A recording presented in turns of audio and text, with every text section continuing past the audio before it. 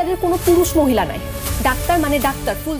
নাটকের পরিচিত মুখ থেকে ওটিটি, তারপর বড় পর্দা, অভিনয়ের প্রতিটি ধাপেই নিজেকে নতুনভাবে আবিষ্কার করছেন সাবিলা নূর।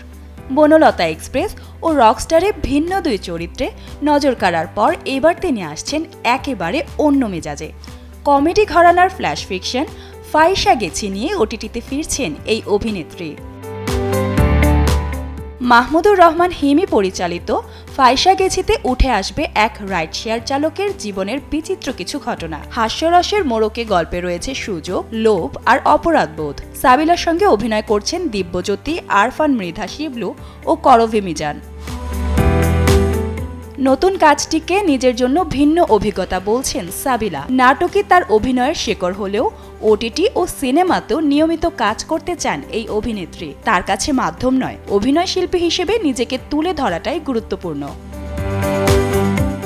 এদিকে শাকিব খান ও মেহেদী হাসান হৃদয়ের নতুন সিনেমায় সাবিলাকে নায়িকা করার গুঞ্জন ছড়ালেও প্রযোজক জানিয়েছেন এ বিষয়ে এখনো কোনো সিদ্ধান্ত হয়নি। গুঞ্জনে কান না দিয়ে নিজের কাজেই মনোযোগী সাবিলা।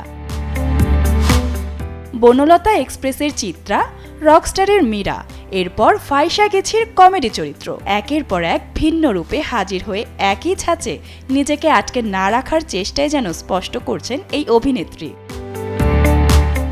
নতুন চরিত্র, নতুন মেজাজ আর নতুন অভিজ্ঞতা। সাবিলা নূরের অভিনয় যাত্রায় এবার যুক্ত হচ্ছে ফাইসা গেছি। 20 আগস্ট ওটিটিতে দেখা যাবে তার এই নতুন রূপ।